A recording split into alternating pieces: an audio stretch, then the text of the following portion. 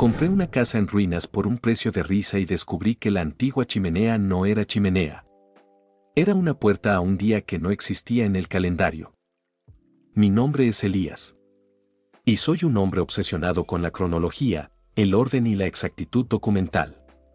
Mi vida se desarrolla entre archivos, microfichas y bases de datos históricas. Mi trabajo como archivista me enseñó que cada minuto, cada fecha en el calendario, es una unidad sagrada e irreemplazable de la realidad.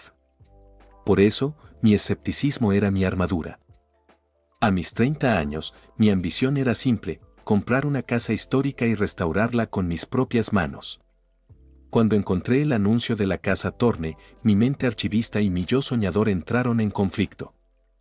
El precio de venta era ridículo, casi ofensivo para una propiedad de 3 acres. La razón: su reputación. La casa, construida a principios del siglo XX, era conocida localmente como un lugar donde las cosas desaparecen. El anterior propietario, el Dr. Alastair Thorne, un matemático teórico de gran renombre, se había desvanecido en el aire en 1987. El caso nunca se resolvió. Yo la compré, convencido de que la maldición era solo una mezcla de ventilación deficiente y mala gestión inmobiliaria. Mi trabajo de restauración comenzó con un enfoque metódico. Fui desmantelando capa por capa, el papel tapiz mohoso, las tablas de piso podridas, los conductos oxidados. Los primeros 2 meses fueron una lección de carpintería y plomería. Pero pronto, un elemento de la estructura comenzó a desafiar mi mente racional: la chimenea de piedra de la sala principal. Era de basalto oscuro y macizo, de proporciones grotescas, 2 metros de ancho y casi tan alta como el techo. Sin embargo, se detenía abruptamente en un techo de metal con 1 metro de espacio libre. No había rastro de hollín, ni orificio de ventilación, ni salida de humo. Era, estructuralmente, una mentira. Un monumento a una función que nunca cumplió. Decidí que el misterio era inaceptable. Usando un cincel y una pala de mano, comencé a desmantelar los bloques. Lo extraordinario era que no estaban unidos por mortero, estaban colocados con una precisión milimétrica, como piezas de un rompecabezas. Al retirar el último bloque, no encontré el muro de ladrillo detrás, sino un pasadizo que se hundía en la tierra. El pasadizo era estrecho y olía a minerales húmedos y ozono. Llevaba a una pequeña habitación subterránea, perfectamente sellada e invisible desde la superficie. No era un sótano, sino una cámara de concreto armado. En el fondo, había una puerta. La puerta no era de madera ni de metal, sino una lámina monolítica de un material que parecía cuarzo ahumado, pero que se sentía extrañamente cálido y pulsante al tocarlo. Estaba perfectamente encajada en el marco de basalto. En el centro de la puerta había un grabado. No era un dibujo ni un idioma conocido, sino una intrincada secuencia de símbolos que desafiaba cualquier taxonomía. Eran runas que combinaban la precisión de los números arábigos con la abstracción de caracteres fenicios y griegos. Mi mente archivista se activó. Aquello no era decoración. Era información. En el centro de la cámara, el corazón de la anomalía, estaba la máquina. Una vieja máquina de bobinas de cobre, del tamaño de un refrigerador pequeño, cubierta de una oxidación verde azulada. La máquina no estaba conectada a la red eléctrica, sus cables gruesos se insertaban directamente en la base de la puerta de cuarzo. La máquina emitía un zumbido apenas audible, una especie de canto electrónico que resonaba en mis huesos. Pasé las siguientes semanas en un frenesí de investigación solitaria. Utilicé mis conocimientos de criptografía y mi acceso a bases de datos históricas para descifrar el código de la puerta. Me di cuenta de que el Dr. Thorne había usado una base de 10, decimal, combinada con el sistema sexagesimal, horas, minutos. La secuencia de símbolos no era un alfabeto, sino una notación de tiempo. Y el código principal se refería a una fecha específica que yo no podía ubicar en el calendario gregoriano. El código se resolvía en una coordenada temporal que caía después de la medianoche del 31 de diciembre, pero antes de las 1 de la mañana del 1 de enero. Un momento, un lapso de tiempo de 60 minutos, que el Dr. Thorne había designado como el día cero o la hora muerta. Era un día intercalado que, según mi análisis, existía solo como un error teórico en el cálculo astronómico, un punto de transición sin nombre ni número. Mi mente racional gritaba fraude, pero mi mente de archivista me obligó a la prueba. Usando un transformador y una batería de coche, como indicaban los diagramas garabateados en las paredes, energicé la máquina de bobinas. Las bobinas emitieron un pulso de luz ultravioleta. Los símbolos de la puerta parpadearon violentamente, como si estuvieran reiniciándose. La secuencia, al iluminarse, se detuvo precisamente en el patrón del día cero. Esperé. La medianoche llegó. Mi laptop en el suelo mostró la fecha saltando a las 0:01 del 1 de enero. Justo en ese microsegundo, la máquina emitió un pulso final, un destello silencioso que inundó la cámara. La puerta de cuarzo se volvió perfectamente transparente. Detrás del umbral no había un muro, ni un pasadizo, ni el patio trasero. Había una luz uniforme, fría y absoluta. Un espacio de blanco puro, sin sombras, sin profundidad. Un lugar que era la ausencia de perspectiva. Era un lugar que desafiaba la física newtoniana. Equipado con un medidor de temperatura, un cronómetro, mi laptop y una cuerda de seguridad anclada a un pilar de la chimenea, crucé el umbral. La sensación era aterradora. No había gravedad normal, caminar era como moverse a través de gelatina densa. El aire no existía, era reemplazado por un silencio estéril y un olor metálico y eléctrico, ozono puro. El sonido de mis pasos era inmediato, sin eco ni reverberación, como si el sonido muriera en el instante de su nacimiento. Miré mi mano, la luz blanca la envolvía sin proyectar una sombra en el suelo blanco. Caminé durante 7 minutos. Intenté usar el GPS, el teléfono, el walkie-talkie. Nada funcionó. La comunicación con el exterior era nula. El espacio era un vacío de información. El tiempo, sin embargo, era lo más importante. Regresé a la cámara, tropezando con la cuerda. Me desplomé en el suelo de basalto, con el cuerpo cubierto de un sudor frío. Abrí mi laptop y miré la hora. Habían pasado exactamente 7 minutos y 11 segundos desde que había cruzado. Pero la fecha y la hora en el reloj del sistema no habían avanzado. Seguía siendo el 31 de diciembre, 11:53 de la noche. La chimenea de la casa Thorne no era un túnel espacial. Era un portal cronológico que conducía a un buffer del tiempo, el día cero, un lugar donde la realidad se suspende entre el final y el inicio del año. Elias Thorne no había desaparecido, él había creado una puerta de escape al tiempo inerte. Pero mi horror creció cuando encontré, escondido bajo la máquina de bobinas, el diario original del matemático. Estaba abierto en la última página, con una letra frenética y desesperada. El día cero te da todo lo que quieres. Es el silencio perfecto. El tiempo se detiene. Pero el tiempo no se detiene gratis. Él te traerá de vuelta con intereses. Mi escape fue un error. No uses el día cero para escapar del pasado. Él te cobrará la deuda, y el precio no es dinero. Es la realidad. La historia del matemático desaparecido ya no era una leyenda. Era una advertencia grabada por un hombre que había jugado con la precisión del calendario.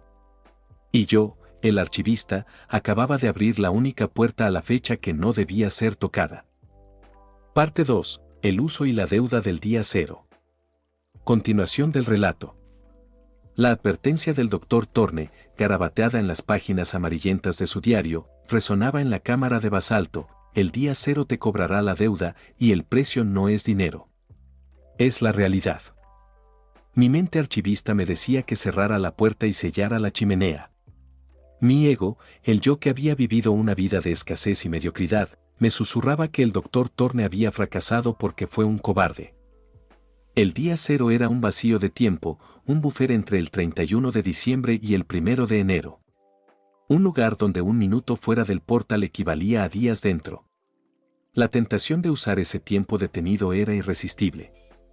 Decidí que no cometería los errores del matemático, yo usaría el día cero solo para la acumulación de conocimiento y riqueza. Mi plan se basó en la precisión matemática. No iría más de 10 minutos al día cero.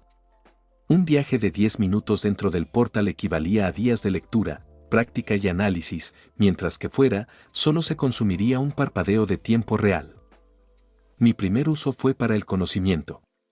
Yo había soñado con un doctorado, pero el tiempo y el dinero eran impedimentos.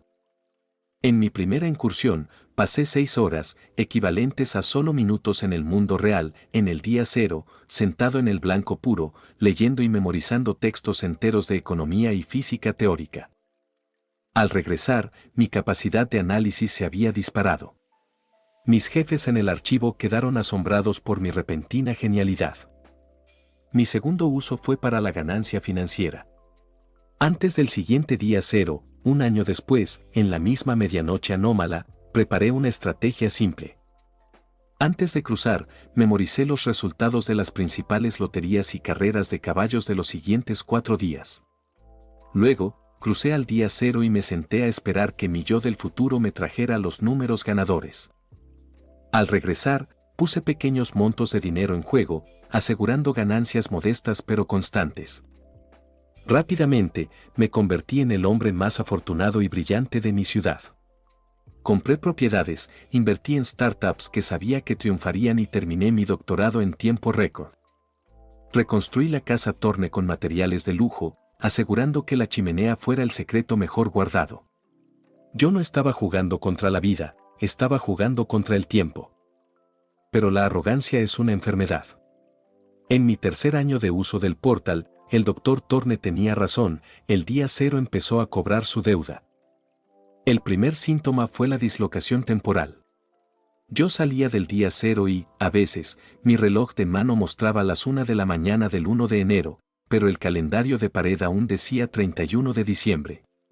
La realidad se estaba volviendo plástica, maleable. Mis recuerdos se entremezclaban, no podía distinguir si una conversación con mi vecina había ocurrido antes o después de mi última incursión. La precisión que tanto amaba se estaba desdibujando. El segundo síntoma fue el eco anómalo. Empecé a encontrar objetos que juraba haber dejado en el día cero, apareciendo en mi sala de estar. Una llave inglesa, una taza de café, incluso el diario del doctor. Thorne aparecía a veces en la mesa de la cocina, aunque yo lo había dejado sellado en la cámara subterránea. El día cero no solo detenía el tiempo para mí, estaba filtrando su contenido en mi realidad. La crisis llegó en mi cuarto año. Era la medianoche del 31 de diciembre. Estaba en la cámara, preparado para una larga incursión de una semana, equivalente a un segundo afuera, para obtener el código de una criptomoneda que sabía que se dispararía. Cuando energicé la máquina, la puerta de cuarzo no se hizo transparente, sino que se volvió de un negro profundo, como si estuviera absorbiendo toda la luz. Al cruzar, no encontré el vacío blanco. Encontré el desorden. El día cero, antes estéril y puro, ahora estaba lleno de objetos flotando en la luz uniforme, viejos muebles de la casa Thorne, libros, herramientas y lo más escalofriante, cientos de relojes de bolsillo de diferentes épocas.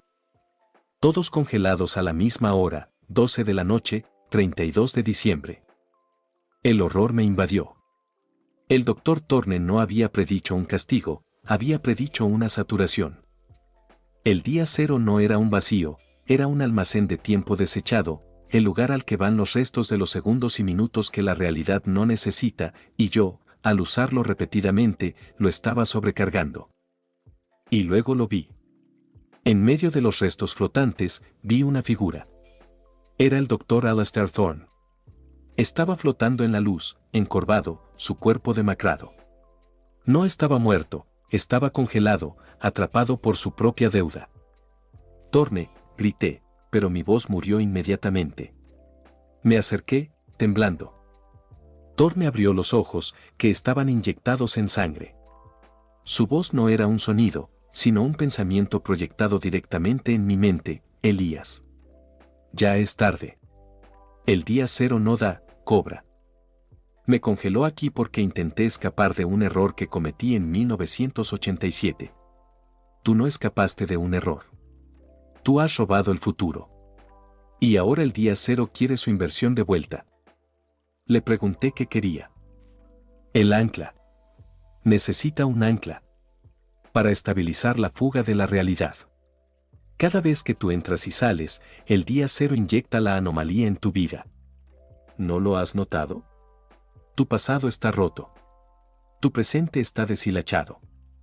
Salí corriendo del día cero. Cuando volví a la cámara, el reloj marcaba 12:01 de la mañana del 1 de enero. Miré mi laptop. Mi cuenta bancaria estaba intacta. Mi doctorado, ahí estaba. Pero al encender la televisión, la realidad se desmoronó. Un presentador de noticias informaba de un evento anómalo. Hoy es 1 de enero, y extrañamente, la ciudad está experimentando una dislocación climática. Registramos nieve, sol y lluvia, todo en un lapso de 5 minutos. La hora no es estable, hay reportes de relojes que se detienen y regresan. El día cero se había filtrado a la ciudad. Y la deuda que Thorne predijo se estaba cobrando en mi vida personal.